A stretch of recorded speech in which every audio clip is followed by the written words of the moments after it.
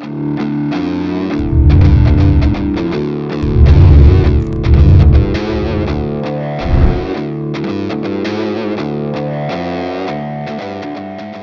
if you're going to be a deadlift-only specialist, you still got to work your legs somewhat. I would recommend doing lots of belt squatting, and of course you could do leg press too. I know a lot of good deadlifters. Steve Goggins did real heavy leg press, and along with his heavy deadlifts. So you know you just have to figure it out yourself. But you got to train your legs somewhat because you need leg drive. The greatest leg drive exercise I've ever seen is stand on boxes: 2-inch, 4-inch. And also, we stand on a 10-inch box and use a 5-inch bench press camber bar. When you stand on a 10 and use that bar, when the top of the bar hits your toes, your hands are 3 or 4 inches below floor level. Now, a lot of people think you stand on boxes to build your back. That's somewhat true, but what it really does is teach you leg drive. You must squat down, use leg drive, then transfer it into your back extension. And Dave Jenkins that came here for 840 deadlift for Lord knows ever, and I put him on a program like this, and 14 weeks later at a meet, he pulled 890 in the 242s. So that's how we did it, and I asked him. I always like to ask the people that I have try exercises, what happened?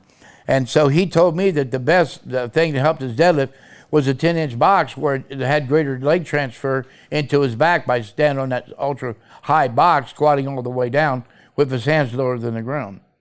All right, you can't always deadlift all the time, but you need to pick at least 3 rack pins, most of them below the knee, at the knee, mid-shin, and, off the floor, maybe 2 or 3 inches.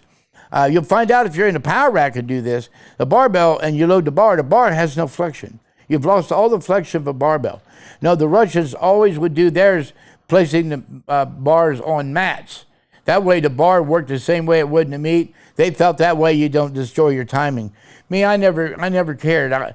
It felt like if I pulled in racks and I went to the floor, I got a big advantage when I pulled off the floor because, even before deadlift bars, it was still much easier to, a little bit of bend in that bar, not much.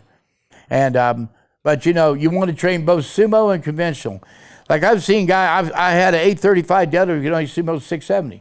I had an 860 deadlift guy who could only sumo 600. What did that tell me? Their hips were weak. All right, that's the fastest way to find out. If you want to find out how strong you are and you're a sumo deadlifter, a lot of people sumo deadlift now, but it requires less back strength and more hip and leg strength. But I had a fellow, a 900-pound deadlifter, and right before he pulled the 900 in a meet, we put the plates on 4-inch mats. We raised it off the ground 4 inches. He barely could pull 810. What that showed us was he used an enormous amount of leg drive to do his deadlifts.